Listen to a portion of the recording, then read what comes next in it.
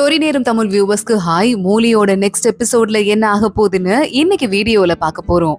அந்த கொள்ளக்காரங்க கிட்ட ஸ்பை விசாரிக்க ஆரம்பிக்கிறான். ஓங்கி அவன் கால்ல ஒரு மிதி மிதிக்க அந்த கொள்ளக்கார தலைவன் மோயாவோட கால்ல விழுந்து நிக்கிறான். அவன் கிட்ட வந்து, இல்ல சார், எங்களுக்கு நிறைய காசு கொடுத்து அந்த பொண்ணை கடத்த சொன்னாங்க. அந்த பொண்ணு போட்டோ கூட என்கிட்ட இல்ல, லொகேஷன் மட்டும் தான் கொடுத்தாங்க.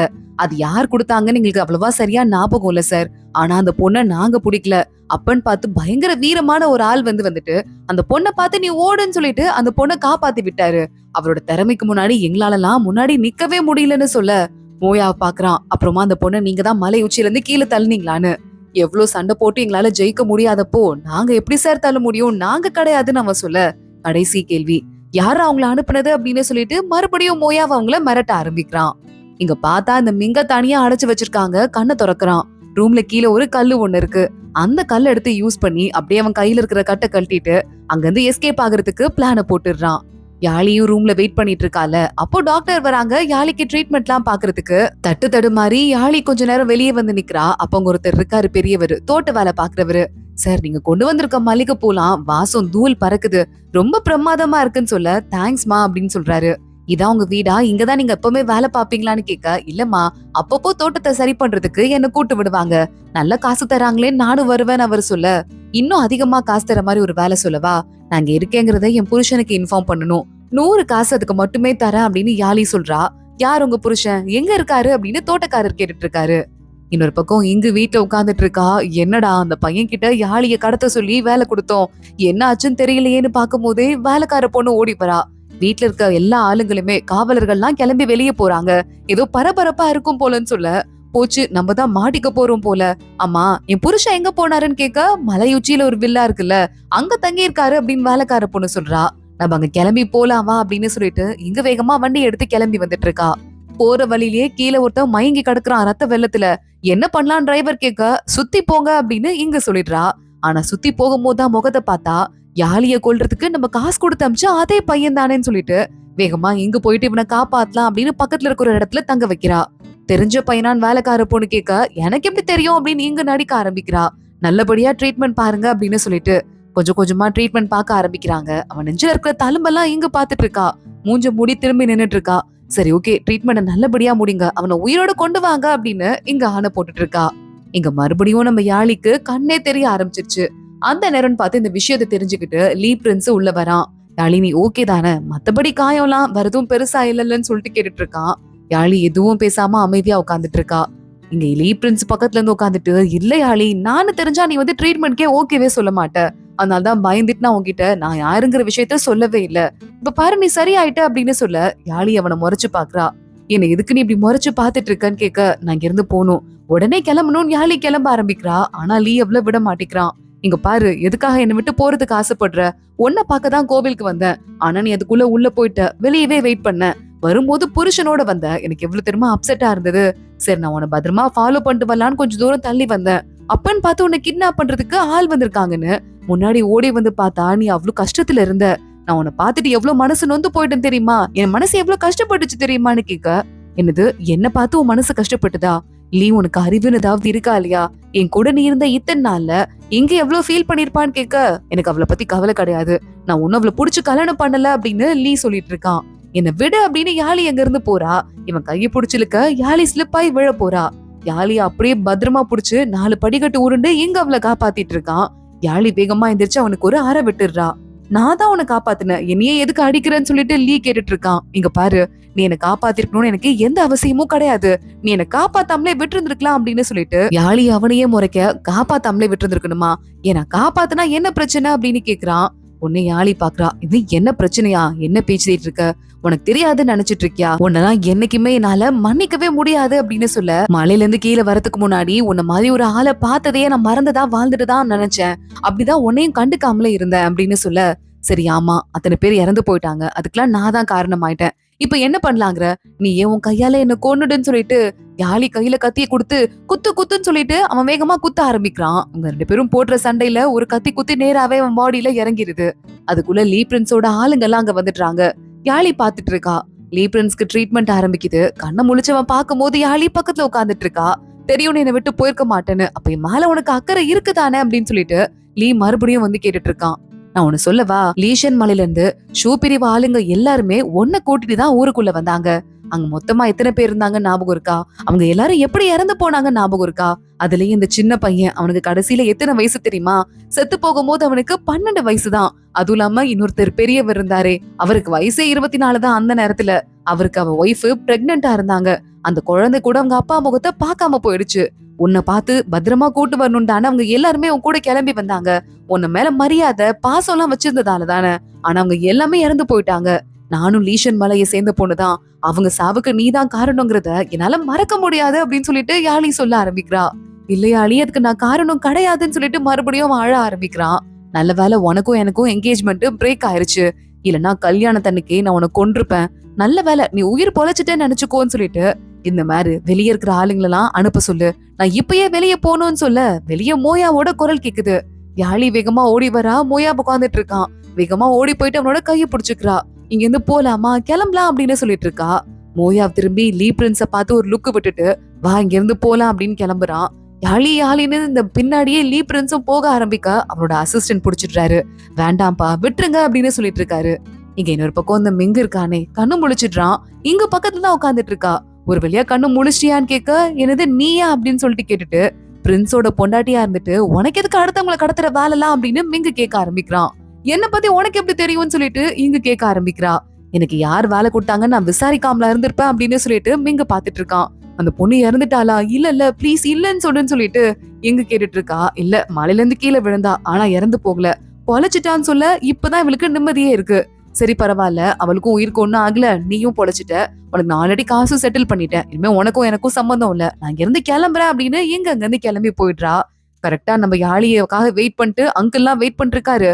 யாழிய உள்ள கூட்டு போறாங்க, பெட்ல படுக்க வைக்கிறாங்க. அண்ணி எல்லாம் படுக்க வச்சுட்டு சரி கிளம்பலாம் வெளியே அப்படின்னு அத்தனை பேரும் அங்க இருந்து போயிட்டு இருக்காங்க. ஆனா மூயாவை மட்டும் கூடயே உட்கார்ந்துட்டு இருக்கான். ஆனா யாழி ரொம்ப நல்ல தூக்கத்திலே இருக்கதால அவனும் கொஞ்ச நேரத்துல சைலண்டா அங்க இருந்து கிளம்பிடுறான். கிளம்பினதுக்கு அப்புறம் யாழி இவ்வளவு நேரம் தூங்குற மாதிரி நடிச்சிட்டு இருந்தா போல வேகமா எந்திரிக்கிறா. இந்த பக்கம் என்ன கொலை பண்றதுக்கு வந்த அசாசின் வடக்கு பக்கம் தான் போனா அப்படின்னு புறால தூது ஒண்ணு எழுதி அந்த சீனியர் ஒருத்தர் இருப்பார்ல பாடி கார்டு, அவருக்கு அமிச்சிடுறா. அந்த பாடி கார்டு லெட்டர் எடுத்து படிச்சுட்டு நேரா வடக்கு பக்கம் என்ன ஹோட்டல்லாம் இருக்கோ அங்க கிளம்பி போறான். ஒரு கொலகாரன் இங்க தங்கி இருக்கான்னு சொல்லிட்டு சர்வருக்கு நிறைய காசு கொடுக்க, தோ மேலதான் இருக்கான் வாங்கன்னு சொல்லிட்டு சர்வர் கூட்டு போறாரு. மிங்கு கீழே இறங்கி வந்துட்டு இருக்கான். தோ இவன் தாங்க அப்படின்னு சொல்ல மிங்குக்கும் நம்ம பாடி கார்டுக்கும் நடுவுல சண்டை நடக்க ஆரம்பிக்குது. ஆனா மிங்கால ஜெயிக்கவே முடியல. யார் யா நீ அப்படின்னு கேட்க, உன் அப்பன்டான்னு சொல்லிட்டு ஓங்கி மூஞ்சில ஒரு குத்து குத்தி அவனை மயக்கம் போட வச்சிட்டாரு. இன்னொரு பக்கம் யாழிய தேடிட்டு வேகமா மோயா ரூம்குள்ள வரான். பார்த்தா யாழி ரூம்ல இல்ல. எங்க போனான்னு வேலைக்கார பொண்ணு கிட்ட கேட்க, அங்க கடைக்கு போயிருக்காங்கன்னு சொல்லிட்டு இருக்காங்க. யாழியும் வேலைக்கார பொண்ணும் கடை தெருவுக்கு போற மாதிரி போயிட்டு இந்த பாடி கார்டு மிங்க எங்க அடைச்சு வச்சிருக்காங்களோ அங்க போயிடுறாங்க. யாழி உள்ள போய் பாக்குறா. மிங்க இருந்துட்டு இருக்கான். விசாரிக்கணுமா, எழுப்புங்க அப்படின்னு சொல்ல அதே மாதிரி மிங்க எழுப்பி விடுறாரு பாடி கார்டும். நீங்க நல்லா தானே இருக்கீங்க, உங்களுக்கு ஒண்ணும் ஆகல இல்லன்னு சொல்லிட்டு மிங்க கேட்டுட்டு இருக்கான். நாங்க தான் உன்னை காப்பாத்துனேன்னு அன்னைக்கே சொல்ல வேண்டியதானேன்னு கேட்க, காப்பாத்தின விஷயத்தெல்லாம் சொல்லி காட்டுறாரு நான் கிடையாது, யாரா உன்னை அனுப்புனா அப்படின்னு கேட்டுட்டு மிரட்ட ஆரம்பிக்க, ஒரு பைத்தியக்கார பொண்ணு நான் உங்களுக்கு காயப்படுத்தணும்னு நினைச்சு கூட பார்த்தது இல்ல, சாரின்னு சொல்லிட்டு இவன் கெஞ்ச ஆரம்பிக்கிறான். யாழி பாக்குறா. பாடி கார்டை பார்த்து இவன் என்னை பத்தி எதுவும் போட்டுலாம் கொடுக்க மாட்டான், சோ அதனால நீங்க வேணா உயிரோட விடுறதுனா கூட விட்டுறலாம், அந்த பொண்ணு பைத்தியக்காரி யாருங்கிறத நான் ஓரளவுக்கு கண்டுபிடிச்சிட்டேன் அப்படின்னு அங்க இருந்து கிளம்பி போறான். இதே நேரம் இங்க இருக்காளே, அவ புருஷனை பாக்கணும்னு சொல்லிட்டு உள்ள போயிட்டு இருக்கா. ஆனா உள்ள விட மாட்டாங்க. இல்லங்க, லீ பிரின்ஸ் முக்கியமான வேலையில இருக்காரு, விட முடியாதுன்னு சொல்லிட்டு இருக்காங்க. எங்க என் புருஷனை பாக்கிறதுக்கு எனக்கு பெர்மிஷன் கிடையாதா? என்ன அநியாயமா இருக்கு, நான் உள்ள போயே தீர்வேன்னு சொல்லிட்டு இவ ஒரு பக்கம் கிளம்பி சண்டைக்கு போறா. பார்த்தா லீ பிரின்ஸ் இருக்கான்ல, நிறைய பொண்ணுங்களெல்லாம் கூட்டு வந்துட்டு ஃப்ரெண்ட்ஸ் எல்லாம் கூட்டு வந்து ரூம்குள்ள பார்ட்டி பண்ணி கூத்தடிச்சிட்டு இருக்கான். இங்க பயங்கரமா ஹர்ட் ஆயிடுறா. எங்க அப்பவே நீங்க வந்துட்டு என்கேஜ்மெண்ட் கேன்சல் கூட பண்ணிருக்கலாம்ல, இப்ப நமக்கு 2 பேருக்கும் கல்யாணம் ஆயிடுச்சு, நான் உங்க பொண்டாட்டி, இதுக்கும் மேல என்ன எவ்வளவு அவமானப்படுத்தலான் இருக்கீங்கன்னு சொல்லிட்டு கத்த ஆரம்பிக்கிறா. லீ அதெல்லாம் காதுல வாங்குற மாதிரியே இல்ல. இங்க அழுதுட்டே அங்க இருந்து போயிட்டு இருக்கா. அப்ப யாழிய பார்த்து பாடி கார்டு கேக்குறாரு, யார் உன்னை காப்பாத்துனது, லீ பிரின்ஸ் தானான்னு கேட்க, இல்ல ஆள் என்னை யார் திரும்ப காப்பாத்துனது, ஷூ சீனியர் இருக்காருல அவர் தான் காப்பாத்தினாரு, நான் நல்ல விஷ பாம்புக்கு நடுவுல மாட்டிக்கிட்டேன், கையில ஒரு குச்சி வச்சுட்டு அத்தனை பாம்பையும் அடிச்சு என்ன காப்பாத்தினாரு, ஆனாலும் ஒரு பாம்பு தேண்டி நான் மயங்கிட்டேன், அதே நேரம் அவரையும் ஒரு பாம்பு கடிச்சுது, அவர் எங்க போனாருன்னு தெரியல, மலையில இருந்து எப்ப கீழே வந்தாருன்னு தெரியல, எனக்கு இன்னும் ரொம்ப கவலையா பயமா இருக்கு அவரை நினைச்சு, ஷூ சீனியரை எப்படியாவது காப்பாத்துங்கன்னு சொல்ல நான் போய் தேடி பாக்குறேன், கவலைப்படாத அப்படின்னு சொல்லிட்டு பாடி கார்டும் அங்க இருந்து போயிட்டு இருக்காரு. இதே நேரம் இந்த இங்கோட அம்மா இருக்கால, என்ன இப்படி வேர்க்குதுன்னு சொல்லிட்டு கண்ணா பின்னான்னு கத்திட்டு இருக்கா. அப்ப யாரோ உங்களை பார்க்க வந்திருக்காங்கன்னு சொல்ல நேரா ரூம்குள்ள போறா. பார்த்தா அங்க ஒரு ஆள் இருந்துட்டு இருக்கான். என்னம்மா, எனக்கு கொஞ்சம் காசு வேணும். காசு வேணுங்கும் போது நான் உன்கிட்ட வராம வேற யார்கிட்ட போவேன்னு கேட்க ஆரம்பிக்க, இங்கோட அம்மா ஒரு சின்ன கட்டி எடுத்து தூக்கி போட்டு, தங்க கட்டி வச்சுக்கோ, இதான் என்கிட்ட இருக்க கடைசி காசுன்னு சொல்ல, போன தடவை காசு கொடுக்கும் போது இதே மாதிரிதான் கடைசி காசுன்னு. இப்ப என்ன பண்றது? உன் மருமகன் எவ்வளவு பெரிய இளவரசன் லீயோட மாமியாரா இருந்துட்டு காசுலாம் இல்லைன்னு சொல்லிட்டு இருக்கேன்னு கேட்க, இங்க பாரு, என் பொண்ணு கிட்ட மட்டும் போயிடாத, நடக்கிறதே வேறன்னு சொல்லிட்டு இவங்க அம்மா மிரட்ட ஆரம்பிக்கிறா. நான் கூட உன் கடைக்கு தான் போலான் இருந்தேன். இப்போ அந்த கடைய யாழின்னு ஒரு பொண்ணு எடுத்துக்கிட்டாலாம், அதுக்குன்னு மேனேஜர்லாம் வர இருக்காங்க. சரி, உன்னை டிஸ்டர்ப் பண்ண கூடாதேங்கிறதுக்காக அந்த இடத்துல இருந்து திரும்பி வந்துட்டேன்னு அந்த ஆளு சொல்றான். ரொம்ப நல்லது, திரும்பி வந்தல்ல, இதுக்கும் மேல அந்த இடத்துக்குலாம் போயிடாதன்னு சொல்ல, நான் எப்படி போய் உன்னை டிஸ்டர்ப் பண்ணுவேன்? எனக்கு காசு கொடுக்குற தெய்வமே நீதான். நீ மட்டும் என்ன பாதியிலே கழட்டி விட்டு போகாம இருந்திருந்தா இந்நேரம் நான் எவ்வளவு பெரிய மினிஸ்டரா இருப்பேன் தெரியுமா படிச்சுட்டு. நீ என் ஹார்ட்ட பிரேக் பண்ணிட்டேங்கிற ஒரே காரணத்தினாலதான் அந்த மாதிரிலாம் என்னால எதுவும் பண்ண முடியாம போயிருச்சு. அப்போ யாரோ கதவை திறக்குறாங்க. பார்த்தா நம்ம பாடி கார்டு தான் உள்ள நுழையிறாரு. இல்ல எதுக்கு நீ இங்க வந்த அப்படின்னு சொல்லிட்டு எங்கோட அம்மா கத்த ஆரம்பிக்க, உடனே முறைச்சு அவர் பாத்துட்டு இருக்காரு. இன்னொரு பக்கம் நம்ம யாழியும் வேலைக்கார பொண்ணு வீட்டுக்கு போறாங்க. கடைக்கு போயிருந்தோம், கணக்கு வழக்கு பார்த்தோம், அததான் நீ சொல்லணும் புரியுதான்னு யாழி மிரட்டி கூட்டு போறா. ஆனா அதுக்குள்ள அங்க நம்ம மோயாவோட அசிஸ்டன்ட் வந்து, மேடம் எங்க போனீங்க, உங்களுக்கு காணுமேன்னு பயந்து போயிட்டு மோயாவ் சார் காலையில இருந்து எக்கச்சக்கமான ஆளுங்களை அமைச்சு தேட வச்சிட்டு இருக்காருன்னு சொல்ல, மோயா உள்ள டென்ஷனா உட்காந்துட்டு இருக்கான். அண்ணி வராங்க. யாழி தானாதான்ப்பா வெளியே போயிருப்பா, வந்திருப்பான்னு சொல்லிட்டு இருக்காங்க. அதே மாதிரியே யாழியும் உள்ள வந்து நிக்கிறா. மோயாவ் நல்லா பார்த்து முறைக்கிறான். மோயாவ் கிட்ட இருந்து அவளை காப்பாத்தணுங்கிறதுக்காக, அண்ணி என்னம்மா அது, காயமே சரியா ஆறல, இப்போதைக்கு அங்க போன அப்படின்னு சொல்லிட்டு சமாதானப்படுத்த ஆரம்பிக்கிறாங்க. ஆனா அப்பயும் மோயாவ் முறைச்சிட்டே இருக்கான். மோயாவ் நேரா கிளம்புறான். யாழி சைலண்டா பின்னாடியே போயிட்டு இருக்கா, எதுவும் சொல்லாம. ரூம்குள்ள போயிட்டு கதவை வேற சாத்திக்கிறான் மோயாவ். இதான் சாக்குன்னு யாழி நல்லா போயிட்டு ரூம்ல கால் நீட்டி படுத்துட்டு இருக்க, மோயாவ் திடீர்னு அங்க இருந்து பாதியிலே கிளம்பி வரான். யாழியோட ரூம்குள்ள வந்துட்டான். ஏதாவது விளக்கம் எனக்கு சொல்ல போறியா, இல்ல அதுவும் கிடையாதா அப்படின்னு கேட்க, இல்ல கணக்கு வழக்கு தான் பாக்க போனேன் அப்படின்னு யாழி சமாளிக்கிறா. அந்த கடைக்கு 2 தடவைக்கும் மேல நான் ஆள் வச்சு தேட வச்சுட்டு, அப்புறம் அங்கே வாட்ச்மேனை வேற போட்டு வச்சிருந்தேன். நீ எங்க போகவே இல்ல. உன் பின்னாடி யார் வந்தாங்க கொலை பண்றதுக்குன்னு சொல்லிட்டு சத்தியமா எனக்கு தெரியல. ஒவ்வொரு தடவையும் இஷ்டத்துக்கு நீ போற, இஷ்டத்துக்கு வர. நான் அதை பத்தி என்னன்னு புரிஞ்சுக்கிறது, உனக்கு கொஞ்சமாவது மனசாட்சின்னு ஏதாவது இருக்கா இல்லையான்னு சொல்லிட்டு கண்ணா பின்னான்னு மோயா திட்ட ஆரம்பிக்கிறான். யாழி பாத்துட்டு இருக்கும் போதே, இல்லங்க அது வந்துன்னு சொல்ல வரா. மோயா அங்க இருந்து வெளியே போயிட்டு இருக்கான். யாழி வீல் சேரோட வீல்ல வேணும்னே ஒரு குச்சியை மாட்டி விட்டுடுறா. என்ன பண்ணிட்டு இருக்க திமிரான்னு கேட்டு அசிஸ்டன்ட கூப்பிட, யாழி அசிஸ்டன்ட்டையும் பக்கத்துல வர விட மாட்டேங்கிறா. கேள்வி கேட்டீங்க கோவமா, பதில் யார் சொல்லுவா, யார் கேப்பா, நீங்க தானே கேட்கணும், கேட்காமலே போயிட்டு இருக்கீங்கன்னு சொல்ல மோயாவ் பாக்குறான். சரி ஓகே, ரூம்குள்ள போலாம், என்னவோ பேசி தீத்துக்கலாம் அப்படின்னு யாழிய மறுபடியும் ரூம்ல கூட்டு போறான். யாழி உடனே, எனக்கும் லீ பிரின்ஸ்க்கும் நடுவுல என்ன விஷயம்னு உங்களுக்கு தெரியணுமான்னு கேட்க, எனக்கு அது அவசியம் கிடையாதுன்னு மோயாவ் சொல்றான். இல்ல நான் சொல்றதுன்னு முடிவு பண்ணிட்டேன், இப்ப சொல்ல போறேன். லீ பிரின்ஸ் இருக்கான்ல, முன்னாடி ராஜா இறந்து போகிறதுக்கு முன்னாடி அவரோட பெரிய பையன், அதாவது லீ பிரின்ஸோட சொந்த அப்பா தான் கிரவுன் பிரின்ஸா இருந்தாரு. அப்போ மலைக்கு அனுப்பி அங்க லீ பிரின்ஸ படிக்க வச்சிட்டு இருந்தாங்க. நாட்டுல பிரச்சனை அதிகமாகுதுன்னு சொல்லிட்டு லீ பிரின்ஸுக்கு தாத்தாவோட உடம்புக்கு ஆபத்து இருக்குன்னு, அதாவது பழைய ராஜாவோட உடம்புல ஆபத்து இருக்குன்னு பத்திரமா ஊருக்குள்ள அமிச்சாங்க. ஆனா அனுப்புறதுக்குள்ள எங்க ஷூன்னு சொல்லிட்டு ஒரு ப்ரொஃபசர் இருந்தாரு. அந்த ப்ரொஃபசரோட ஒட்டுமொத்த ஸ்டூடெண்ட்ஸும் தான் லீ பிரின்ஸ கூட்டிட்டு வந்தாங்க. ஆனா நாங்க புது ராஜாங்கம் அமைக்கிறதுக்காக தான் ஆளுங்களை கூட்டிட்டு வரோம் அப்படின்னு சொல்லிட்டு லீ பிரின்ஸோட வந்த ஷூப் சாரோட ஆளுங்க அத்தனை பேரையும் இந்த கெட்ட ஆளுங்க அடிச்சு கொண்டுட்டாங்க. மூயாங் மினிஸ்டரோட ஆளுங்க. அதுல கடைசியா இறந்து போன அந்த பையன் இருக்கான்ல, ஷூ மாஸ்டரோட பையன், அவனுக்கு 12 வயசு தான் ஆச்சு. பெரிய பையனுக்கே மொத்தமா 24 வயசு தான் ஆச்சு. அது மாதிரி அவ்வளவு பேர் இறந்து போனாங்க. எங்க ஒரு நாட்டை வந்து அபகரிக்கணும்னு நினைக்கிறவங்க 12 பேராவா வருவாங்க? அந்த பையனை பாத்துக்கிறதுக்கு தான் வந்தாங்க.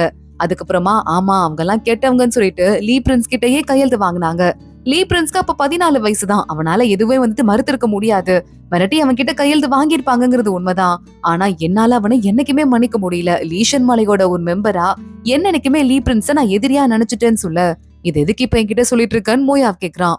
ஏன் சொல்லிட்டு இருக்கேனா, ஏன்னா ஒருவேளை உங்களுக்கும் எனக்கும் என்கேஜ்மெண்ட் ஆகாட்டி கூட நான் அவனை கல்யாணம் பண்ணியிருந்திருக்க மாட்டேன். நான் அவனை எதிரியா மட்டும் தான் பாக்குறேன். எனக்கும் அவனுக்கும் எதுவுமே இல்ல. அதை உங்ககிட்ட ப்ரூவ் பண்றதுக்காக தான் நான் இதெல்லாம் உங்ககிட்ட சொல்லிட்டு இருக்கேன். அது மட்டும் இல்லாம இன்னும் ரொம்ப ரொம்ப முக்கியமான விஷயம் நான் உங்ககிட்ட கேட்க வேண்டிய ஒண்ணு இருக்குன்னு சொல்ல, மோயா ஒண்ணு என்னன்னு கேட்டுட்டு இருக்கான். ப்ளீஸ் உங்க காலை சரி பண்றதுக்கு எனக்கு ஒரு பெர்மிஷன் கொடுங்க, ப்ளீஸ் ட்ரை பண்ணி பாக்கலாம், எனக்காக ப்ளீஸ்ன்னு சொல்லிட்டு யாழி கேக்குறா. நீங்க என்ன பாலைவனத்துல எப்படி காப்பாத்துனீங்க, அந்த மாதிரி ஒரு வீரன் தான் நீங்க. ஆனா இப்போ என்ன காப்பாத்த முடியாம நீங்க ஓரமா ஒடுங்கி கிடக்குறத என்னால பாத்துட்டு சும்மா இருக்க முடியாது. நான் கண்டிப்பா உங்களுக்கு ஹெல்ப் பண்ணிதான் ஆகணும்னு சொல்ல, சாரி அப்படின்னு மோயாவ் சொல்றான். எனக்கு எதுக்கு சாரி சொல்லணும், நம்ம ட்ரை பண்ணி பாக்கலாம்ல, ஜஸ்ட் ஒரே ஒரு தடவை ட்ரை பண்ணி பாக்கலான்னு யாழி கேக்குறா. இது சரியா போகாதுன்னு மோயாவ் சொல்ல, இல்ல சரியா போகும், எனக்காக. இதை விட மோசமாக போதா? இல்ல ஜஸ்ட் ட்ரை பண்ணி பாக்குறதுல என்னங்க உங்களுக்கு பிரச்சனைன்னு யாழி கெஞ்ச ஆரம்பிக்கிறா. மோயாவை பாத்துட்டு இருக்கான். சரி ஓகேங்கிற மாதிரி தலையாட்டுறான். யாழி வேகமா அவன் மடியில படுத்துக்கிறா. இப்பதான் நிம்மதியா இருக்கு அப்படின்னு சொல்லிட்டு மோயாவும் சிரிக்க ஆரம்பிக்கிறான். அடுத்து பார்த்தா இங்க இன்னொரு பக்கம் இந்த யாழியோட அப்பா இருப்பாரு. ஏதோ சத்தம் கேக்குற மாதிரி தெரியுது. யாருங்கன்னு வெளியே வந்து எட்டி பாக்குறாரு. ஆனா ஆளுங்க யாருமே இல்ல. ஆனா உள்ளவர் திருப்பி வந்து பாக்குறதுக்குள்ள இதயம் இல்லாத மனுஷன் சொல்லிட்டு ரத்தத்துல எழுதி வச்சிருக்காங்க யாரோ. பார்த்தா திடீர்னு பின்னாடியே பேய் பொம்மை மாதிரி ஒண்ணு வேற தொங்கிட்டு இருக்கு. அதை பார்த்து இவர் அலறிட்டு அங்கே மயக்கம் போட்டு விழுந்துடுறாரு. யாரோ நடக்கிறதெல்லாம் பார்த்துட்டு விண்டோவை க்ளோஸ் பண்ணிட்டு அங்க இருந்து கிளம்பிட்டு இருக்காங்க. இங்க இன்னொரு பக்கம் இங்க உட்காந்து பயங்கரமா ஒயின் குடிச்சிட்டே இருக்கா. மலையில இறங்கி ஆட ஆரம்பிக்கிறா. எனக்கு இருக்க சோகத்துக்கு நான் உயிரோட இருந்தா என்ன செத்தா என்ன, நான் பாட்டுக்கு உடம்பு சரியில்லைனாலும் கவலைப்பட மாட்டேன்னு வேலைக்கார பொண்ணு உங்க புருஷனை நான் கூட்டிட்டு வரேன்னு அங்க இருந்து ஓடுறா. கொஞ்ச நேரத்துக்கு அப்புறமா பார்த்தா இங்க ரூம்ல படுத்துட்டு இருக்கா. நம்ம லீ பிரின்ஸ் தான் உள்ள வந்து அவளை கூட்டு வந்திருப்பான் போல. அங்க இருந்து அவன் கிளம்ப ஆரம்பிக்க இங்க பாத்துட்டு இருக்கா. எங்க அம்மா சொன்னாங்க கேபிட்டல் சிட்டில இருக்கிற ஆம்பளைங்க எல்லாரும் மோசமானவங்கன்னு. அது உண்மைதான் போல. நீங்க நினைச்சிருந்தா என்ன கல்யாணம் பண்ணிக்க மாட்டேன்னு அப்பவே சொல்லியிருந்திருக்கலாம். ஒரு ஆம்பளையா உங்களுக்கு அந்த உரிமை இருக்கு. பொண்ணா போயிட்டேன், எனக்கு தான் அந்த உரிமை கிடையாது. ஆனாலும் கல்யாணம் பண்ணி கூட்டு வந்துட்டு என்ன கொடுமைப்படுத்துறீங்க. உங்களை கல்யாணம் பண்ணிக்க போறேன், நான் எவ்வளவு தெரியுமா ஹாப்பியா இருந்தேன். அந்த ஹாப்பினஸ் எல்லாம் கல்யாணம் பண்ண ஒரே நாளோட போயிருச்சு. ரொம்ப வருத்தமா இருக்குன்னு சொல்லிட்டு அவ பாட்டுக்கு அழ ஆரம்பிக்கிறா. எனக்கு உங்களை பிடிக்கவே இல்லைன்னு அப்படியே மயங்கிடுறா. லீ பிரின்ஸ் அவளை போய் படுக்க வச்சுட்டு மறுபடியும் அவனுக்கு யாழி ஞாபகம் வருது. உன்னை எனக்கு பிடிக்கலன்னு சொன்னால, அத பத்தி யோசிச்சுட்டு நானும் லீஷன் அகாடமிலே தான் இருந்தேன். அவங்களுக்கு அப்படி ஆனது எனக்கும் கஷ்டமா தான் இருக்கு. நான் என்ன பண்றது அப்படின்னு சொல்லிட்டு பயங்கரமா சோகமாயிடுறான். கரெக்டா அந்த இடத்துக்கு வேலைக்கார பையன் ஒருத்தன் வரான். அங்க பாருங்க, யாழிக்கு கண்டிப்பா உங்களோட நிலைமை புரிஞ்சிருக்காது. இதுக்கும் மேலதான் புரிஞ்சுக்கிறதுக்கு அவங்க ட்ரை பண்ணுவாங்க. அந்த ஷூ மாஸ்டரோட ஆளுங்க இறந்து போனதுக்கும் உங்களுக்கும் சம்மதம் இல்லைன்னு தெரிஞ்சதுன்னா கண்டிப்பா சமாதானம் ஆவாங்கன்னு சொல்ல, சமாதானம் ஆவாளா நிஜமா ஆவாளான்னு சொல்லிட்டு லீ பிரின்ஸ் மறுபடியும் நம்ப ஆரம்பிக்கிறான். பிளாஷ்பேக் எல்லாம் யோசிச்சு பாத்துட்டு இருக்கான். அங்க நான் வந்து கிரவுன் பிரின்ஸோட பையனா இருந்தேங்கிற ஒரே காரணத்துக்காக மலையில எல்லாரும் என்கிட்ட தள்ளியே நடப்பாங்க. ஆனா யாழி மட்டும்தான் சின்ன வயசுல இருந்து என் வாழ்க்கையில வந்த ஒரே ஒரு ஒளியே. வெளியே போயிட்டு வரும்போதெல்லாம் எனக்காக எதேதோ வாங்கிட்டு வருவா. அவ இருக்க வரைய நான் ரொம்ப ஹாப்பியா இருந்தேன். ஆனா எனக்கு 14 வயசு ஆகும்போது வர வழியே இல்லாம தாத்தாக்கு உடம்பு சரியில்லைன்னு என்ன உள்ள கூட்டு வந்துட்டாங்க. ஆனா இங்க நிலைமை மோசமா இருந்தது. என் தாத்தாக்கு உடம்பு சரியில்லாம இறந்து போயிட்டாரு. என் அப்பாவை கொன்னுட்டாங்க. யாழியை என்னால அதுக்கு மேல பாக்கவே முடியல. ராஜமாதா அவங்க பையனை கூட்டு வந்து அவங்கள ராஜாவா அறிவிச்சுட்டாங்க. சோ அதனால என் குடும்பத்துல இருந்த மத்த ஆம்பளைங்க எல்லாம் இறந்து போயிட நான் ஏதோ ஷோ பீஸ் மாதிரி 3 வருஷமா ஜெயில இருந்துட்டு என்ன ரிலீஸ் பண்ணாங்க.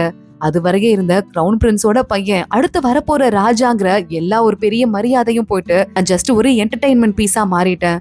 ராஜமாதா எனக்கு பெர்ஃபார்ம் பண்ண வரும்னு சொல்லிட்டு என்ன கூப்பிட்டு ராஜா முன்னாடி பெர்ஃபார்ம் எல்லாம் பண்ண விட்டாங்க. ஆனாலும் யாழிக்கும் எனக்கும் என்கேஜ்மெண்ட் ஆயிருந்தது. அவளை கல்யாணம் பண்ணிக்கணுமேங்கிற ஒரே காரணத்துக்காக நான் எல்லா அவமானத்தையும் பொறுத்துக்கிட்டேன். ஆனா அப்ப என்னோட அசிஸ்டன்ட்னு சொல்லிட்டு யோசிச்சு பாக்குறான். நீங்க யாழியை கல்யாணம் பண்ணிக்க கூடாது, உங்க உயிருக்கே ஆபத்துன்னு சொல்லிட்டு அசிஸ்டன்ட் எல்லாம் கெஞ்ச ஆரம்பிக்கிறாங்க. நீங்க உயிரோட இருக்கணும்னா, மறுபடியும் இழந்த பெருமையை மீட்கணும்னா, இந்த நாட்டுக்கு ராஜாவா நீங்க ஆகணும்னா நீங்க அது வரைய யாழியை கல்யாணம் பண்ணிக்க கூடாது. ஒருவேளை கொஞ்ச நாளுக்கு அப்புறமா நீங்க ராஜாவா ஆனதுக்கு அப்புறமா யாழிக்கு நீங்க மகாராணியா கூட பதவி பிரமாணம் செஞ்சு வச்சுக்கோங்க. யாரும் உங்களை கேட்க போறது இல்ல. அது வரைய பொறுத்துக்கோங்கன்னு சொல்லிருக்காங்க. அதனாலதான் பல்ல கடிச்சிட்டு மோயாவுக்கு யாழியை கல்யாணம் பண்ணி வச்சுட்டு இவன் எங்க கல்யாணம் பண்ணி வந்துட்டு இருக்கான். இதெல்லாம் பத்தி அமைதியா யோசிச்சு பாத்துட்டு இருக்கான். யுவான்னு சொல்லிட்டு ஒரு தளபதி இறந்து போனதுக்கு யார் காரணம்னு எல்லாரும் யோசிச்சுட்டு இருந்தாங்கல்ல. மூயாங் மினிஸ்டருக்கு கெட்ட பேர் வரணும்னு சொல்லிட்டு நம்ம லீ பிரின்ஸ் தான் சைடு கேப்ல போயிட்டு அவர்கிட்ட விசாரணை நடத்தி அவர் அங்கேயே போட்டு தள்ளிட்டு இருப்பான் போல. இத பத்தியும் காட்டுறாங்க. அதோட தான் இன்னைக்கு எபிசோட் முடியுது. அடுத்தடுத்து என்ன ஆக போகுது தொடர்ந்து பார்க்கலாம். இந்த வீடியோவை லைக் பண்ணிக்கோங்க. மறக்காம நம்ம சேனலுக்கு சப்ஸ்கிரைப் பண்ணிட்டு பெல் ஐக்கனையும் கிளிக் பண்ணிக்கோங்க. அடுத்த வீடியோல பார்க்கலாம். அது வரைய பாய்.